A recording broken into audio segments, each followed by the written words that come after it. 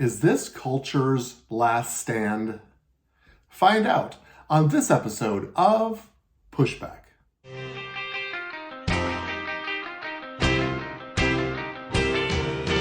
Go, go, go, Johnny, go, go. Go, Johnny, go, go. Go, Johnny, go, go. If you're concerned about the direction our culture is heading, then maybe it's time to push back. Hello, my dear listeners. This is Dr. Jonny, and this is another episode of Pushback. Thank you for tuning in for this week's podcast, because I believe this is a very important, critical, transitional podcast for the series that we are talking about over the course of this year of 2024. Talking about culture, which is always at the very heartbeat of what I speak about and what I'm talking about. But talking about it really from the perspective of our children and how culture is warring against our children, and what we've been doing over the last 5 to 6 decades hasn't been working. And I've spent week after week and will continue to give you evidence of why that is absolutely 100% true. What we are doing isn't working, and our children are dying because of it. And we as parents, we are the ones that can inject ourselves and be the greatest influencers in our child's life to not only serve them and care for them and nurture them, but to protect them and to see what is coming up against them so that we can be their greatest advocates here on this earth. There's just no more time. I'm trying to deliver these podcasts with a sense of urgency, not fear, because fear isn't the motivating factor that accomplishes anything on the earth. In fact, fear is the currency of hell. It's the currency of the enemy is fear, and we don't operate in that currency. That's not how we exchange goods or ideas. We use faith, and we use the Spirit of God, the Holy Spirit within us, to convey what's up against us, because we have to have our eyes open. We also can't bury our head in the sand and say everything's going to be fine, or there's a separation of church and state so they can just destroy the culture and we can just go on with our own little kingdom on the side. None of those things are effective. In fact, we have to have the big picture and the fact that we're here on this earth to affect culture. We're here on this earth to bring kingdom life to this planet called Earth, because we are his representatives. We are his ambassadors here on earth, and we carry his purpose and his plan. We carry his power. We carry his provision to accomplish what he has here for us on this earth. Otherwise, he could just take us home and just call it history. Let's just wrap this thing up. No, we're here because we are intended to be the tip of the spear. We're intended to bring real impact and change here on this earth. And if not us, then who? Are we really going to just go in the fetal position and just keep praying for Jesus to come back? Is that really our strategy? No, he's given us the power to be overcomers here on this earth, and we are the ones, whether we like it or not. We are the ones. It doesn't matter if we're 8 years old or 80 years old. We are the ones that carry the impact. We are the salt and light here on this earth, and we are the ones that need to make a difference. And so I want to give a little bit of a 10,000 foot view of what's happening here on the earth. And I use the United States as the example because that's just where I have equity. I'm an American, and I love this country, and I care for it so much. And this country has what's called a culture, which has been very important. It was very important to the founding fathers when they set up this great experiment called the United States of America, that it would be based on moralistic values and culture, and that family would be strong and impactful, and as family goes, so goes the culture. That's always been true. It always is true. And I've said it a million times in my podcast, the definition of culture is the sum total ways of living passed down from generation to generation. It's not only how we live, it's the way we live and it's what is transmitted then to other generations. That's how a culture works. And we've had a strong culture in America, I believe. Yes, founded on Judeo-Christian principles, but open to everyone, accepting of everyone here. We believe in freedom of speech, freedom of religion, freedom to express ourselves, freedom to do a podcast about culture. We have those basic freedoms, and that's the culture that we created. But at the heart of our culture, of the gravity, the impactfulness of our culture, at the heart of it is this idea that we are moral people, that we care for one another, that we have compassion for one another, that we look to be quote unquote good people and pass that goodness from generation to generation. And so I want to talk about a last stand. I'm finishing up this section on parenting, one of the 4 P's that really affect culture. Finishing up parenting and transitioning into something that I call pseudoscience. And I want to lay down the battlefield of what we're up against. And I think it'll help us understand the moving parts and pieces the way that I see it, and the importance of these factions, these pieces that form culture, and what is happening, and the alliances that are being created.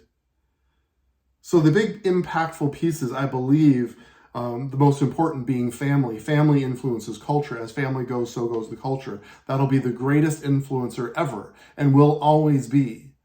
And so if family goes away, culture goes away. As family goes, so goes the culture. There's also what we call religion. Now, religion is a big basket word, and Jesus actually warns about a religious spirit. I don't love the word religion. But we have to understand that the traditional church and the kingdom of God and the representatives of the kingdom of God here on this earth is defined in this realm called religion. There's something called science, science and technology influences culture, whether we like it or not, whether it's appreciated or not. I am a scientist, and so I do appreciate it, and I don't believe that science contradicts the Bible. I believe that science is the demonstration of the Bible, and we get to discover it, and science is a beautiful thing. And then there's governance. Any society or culture will have some form of governance, and we have a government that is, some would say, too big, but it's big and it's strong and it's influential on our culture for sure. So let's talk about how these 4 areas influence and are positioned towards culture. Now, family, I would argue, is the key piece, and we'll circle back to that. But religion, I think, is very interesting, because I believe if you want to talk about a battlefield, I believe that there's been a faction, there's been a fracture of religion. I believe there's one camp that I would call church religion or traditional religion. And unfortunately, I believe that faction of religion has set down a lot of its responsibility, and has actually separated itself from the culture war, from the battlefield completely. They've bought into the separation of church and state, and has removed themselves from the impact that it has here on this earth. It's been disconnected. Connected to heaven, waiting for Jesus' return, but is disconnected from the earth or its influence on the earth. I believe there's a separate faction or fracture of this area called religion, and I would call it a godless religion. Now you say that's an oxymoron, a godless religion. But when you look at the definition of religion, it's a cause, principle, or system of beliefs held to with ardor and faith. Now, I'm going to prove to you over the next several months that it takes much more faith to believe in the religion of evolution than it is to actually believe in the religion of the Bible.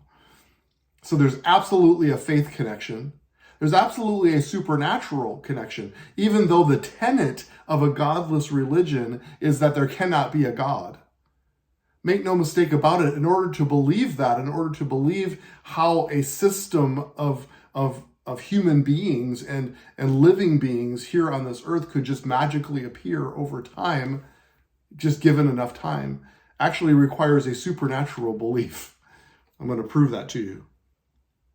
It's a personal set or institutionalized system of religious attitudes, beliefs, and practices. And believe me, this godless religion is absolutely a religion based on every definition. Now, this godless religion has connected itself to what I call pseudoscience. It's removing the standards of science to actually accomplish their belief system here on this earth. And the belief system starts with there cannot be a God. So the battlefield of religion is, I believe, is split. One that has disconnected itself from the battle completely. The other that has formed an unholy alliance, I believe, with the other two factions,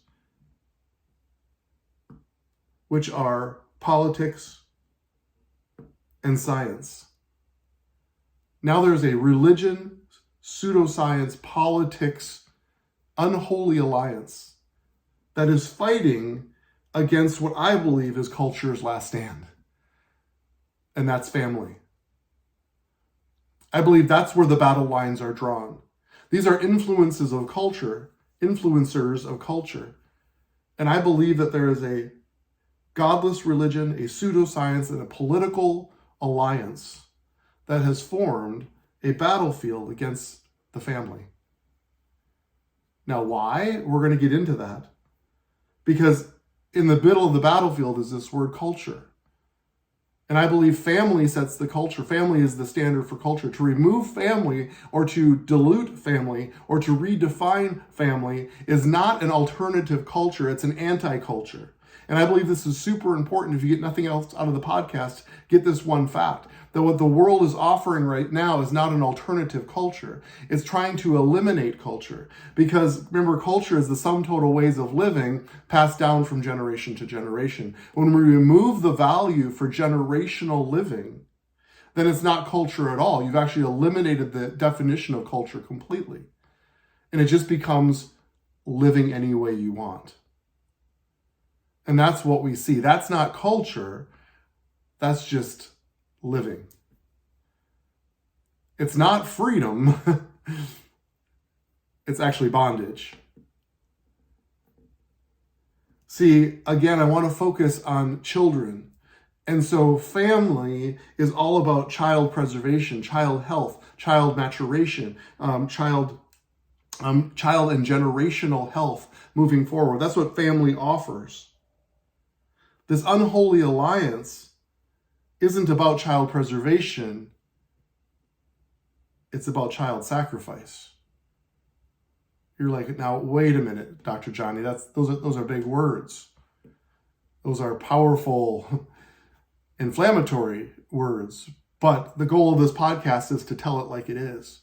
There have been many pagan cultures that have participated in child sacrifice.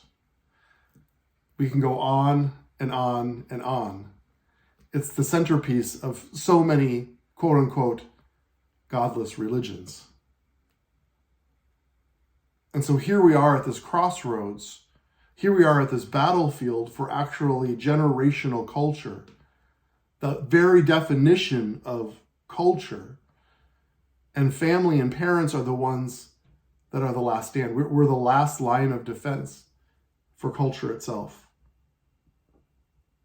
I believe there needs to be a holy alliance between family and church. That's part of the reason why I believe I'm here on this earth. I believe that's one of the main reasons GoFam Ministries actually exists, is to bring an alliance between family and church. Church didn't come to replace family. It was built upon family. We need to strengthen family so much, and we need to convince the church that what they represent here on this earth actually transforms culture. We need to draw them back into the battle. And that's my mission for this podcast and my mission for being here on earth. So how is this unholy alliance participating in child sacrifice? Well, let's be super clear. Let's say there's a burning building and your child is in it. If my child was in a burning building, please believe me, the connection in my brain to the action of my body is milliseconds. As I process that my child is in the burning building, I simply run in and go get my child. There's no hesitation. There's no contemplation. There is just action. I'm going to go save my child no matter what it means to me, the cost or sacrifice to my own personal body. That's just reality. That's what any good dad would do, I think. So what about this godless religion? What would pseudoscience say, or the politicians?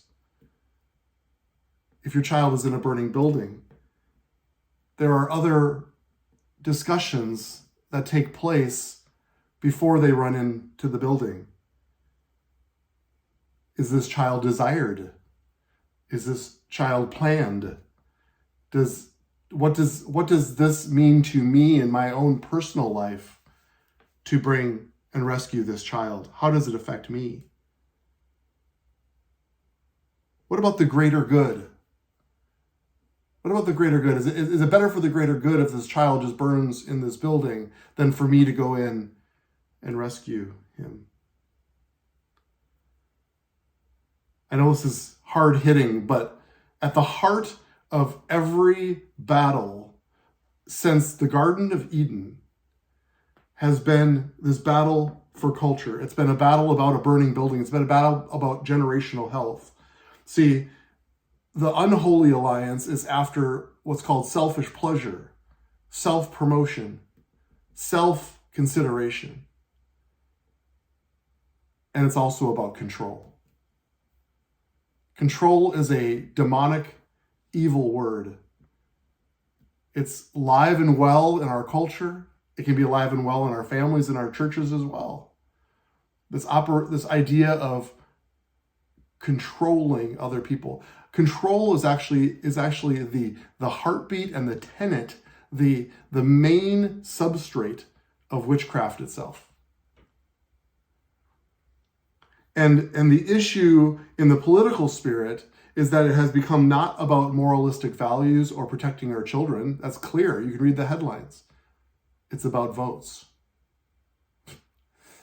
It's weird to say, but why are there 2 million immigrants crossing the border? Has anybody ever asked the administration of our government why the border is open? I just want that simple answer. Why? And the answer is they're voters. They're potential voters. Why do we abort our babies? Why do we offer our children as a sacrifice on the altar of selfish pleasure and control? And the answer in the political realm is that babies don't vote, but their mothers do. The LGBTQ community votes. The immigrants can vote. It's about control. It's about political control.